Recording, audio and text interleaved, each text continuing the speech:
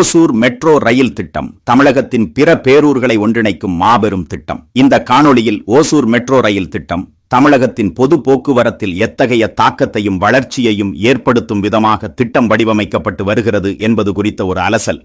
கடந்த சில நாட்களாக பெங்களூர் மெட்ரோ மேலாண்மை தமிழ்நாடு அரசு தாக்கல் செய்திருந்த வரைவு திட்டத்தை தொழில்நுட்ப அடிப்படையில் நடைமுறைப்படுத்த இயலாது என்று அறிவித்ததாக ஊடகங்கள் பல செய்தி வெளியிட்டிருந்தன.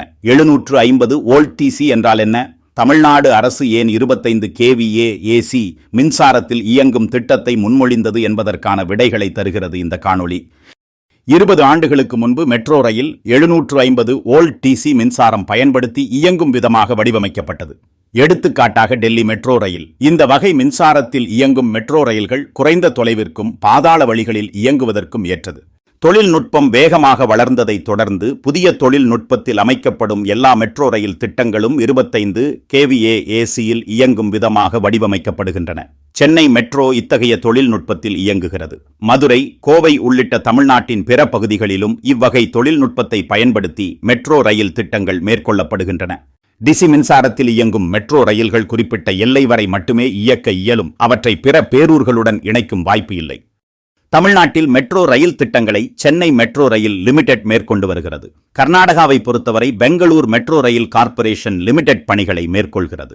ஓசூரை சென்னை மற்றும் தமிழ்நாட்டின் பிற பேரூர்களுடன் இணைக்க வேண்டுமானால் 25 kVA ACயில் இயங்கும் விதமாக மெட்ரோ ரயில் திட்டம் மேற்கொண்டால் மட்டுமே இயலும்.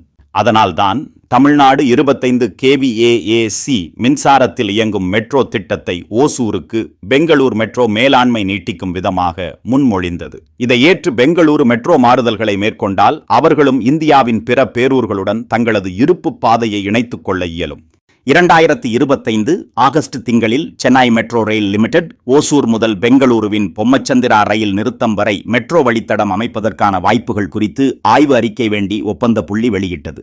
இதில் Tata Consulting Engineers, L&T Infrastructure Engineering, Infrastructure Development Corporation Karnataka, RITES and Srei Infrastructure Finance of Bengaluru ஆகிய நிறுவனங்கள் பங்கெடுத்தன. Infrastructure Development Corporation Karnataka Limited என்ற நிறுவனம் கர்நாடக அரசு சார்ந்தது என்பது இங்கே கவனிக்கத்தக்கது. தொழில்நுட்பம் அறிந்த மின்பொறியாளர் மற்றும் RG எக்யூப்மெண்ட்ஸ் நிறுவனத்தின் இயக்குனர் திரு சந்தோஷ் அவர்கள் விளக்கம் தருகிறார். வணக்கம். இந்த ஒசூர் பெங்களூர் மெட்ரோ இதன் மூலம் 2 ஸ்டேட் இணைக்கும் திட்டம், இந்த மெட்ரோ ஆரம்பிக்கிற திட்டம் பத்தி கொஞ்சம் அதோட சிக்கல் பத்தி கொஞ்சம் பேசலாம். பெங்களூர் மெட்ரோ ஏற்கனவே ஆரம்பிச்சிருக்கு. அங்க யூஸ் பண்றது 70 volts DC. Chennai metro 25 kV AC மின்சார பொருந்தி அது செயல்படுது. இந்த 750 வோல்ட்ஸ் டிசி மின்சாரம் என்னவென்றால் இது தேர்ட் ரயில் சிஸ்டம் என்று சொல்லுவாங்க. தேர்ட் ரயில் சிஸ்டம் என்றால் 2 தண்டவாளம் இருக்காது, இன்னொரு ரயில் தண்டவாளம் நீங்க பார்க்கலாம். அந்த மெட்ரோ பாக்குறப்போ, பெங்களூர் மெட்ரோ பாக்குறப்போ அதுல அந்த தண்டவாளத்து கலர் எல்லோ கலரா இருக்கும். அதன் மூலமாக DC voltage 750 volt DC voltage அதன் மூலமாக அதை டிராவல் பண்ணும். அந்த வோல்டேஜ் பொருந்தி ட்ரெயின் செயல்படுது. இதே சென்னை மெட்ரோ பாக்குறப்போ மேல ஓவர் ஹெட் லைன் இருக்கும். அது 25,000 kV ஏசி வோல்டேஜ் போகும்.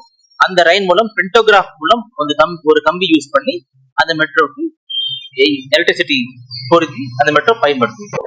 அப்போ டிசி 750 வோல்ட் டிசி மெட்ரோ தான் உலகம் ஃபுல்லா யூஸ் பண்ணியிருந்தாங்க. அந்த மெட்ரோ பெங்களூர் யூஸ் பண்ணி அதை வச்சு பொருத்தி அவங்க மெட்ரோ செயல்பட ஆரம்பிச்சாங்க. இது என்ன அட்வான்டேஜ்னா இது அண்டர் கிரவுண்டுக்கும் ஷார்ட் டிஸ்டன்ஸும் நல்ல யூஸ் ஆகும். பக்க ஸ்டேஷனுக்கு.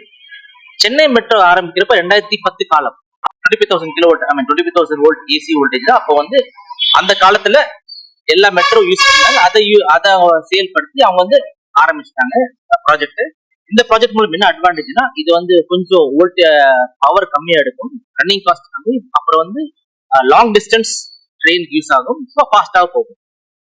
ரெண்டு அந்தந்த காலத்துக்கு ஏற்ற மாதிரி பண்ணிட்டு இப்ப என்ன சிக்கல் வந்துச்சுன்னா, தொழில்நுட்ப சிக்கல் என்னென்றால் இந்த 2 மெட்ரோ மிங்கிள் ஆக முடியாது, 2 ஜாயின் பண்ணி ஓட்ட முடியாது.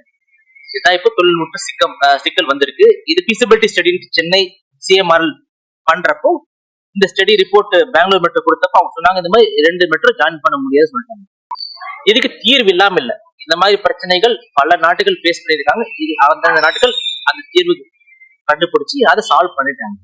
உடனே ஹோசூர் ஆன்லைன் சேனலை சப்ஸ்கிரைப் செய்யுங்கள்.